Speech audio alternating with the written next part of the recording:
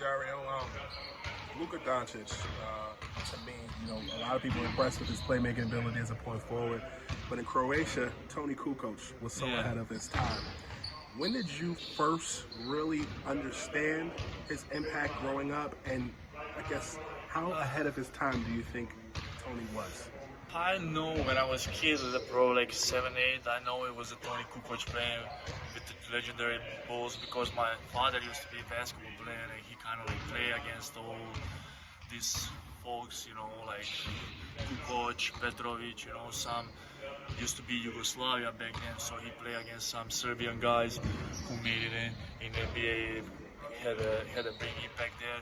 So I heard a lot of stories about Kukoc, how he was like all-round player, like 6'11", sharing the ball, playing on a high level, playing the great role with the Chicago Bulls, which is not easy. He was like MVP of Final Four EuroLeague when he was young, so it was a great career, and of course I heard for that, but I'm like, my hometown, Drazen Petrovic from there, so my father used to play with him. I heard a lot more stories about him, his work ethic and that kind of stuff, so I'm kind of like familiar with all this old kind of school, because my father used to play basketball back then.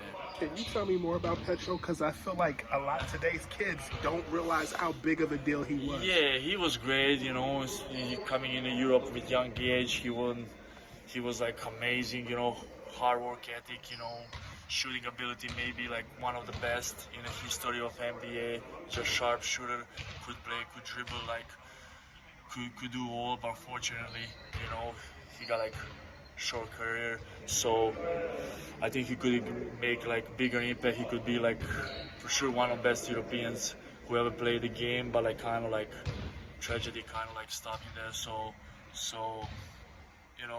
but that's how it is, like young generation is gonna know these players, next generation is gonna know the players who play in their generation. I think this just kind of like natural, I would say.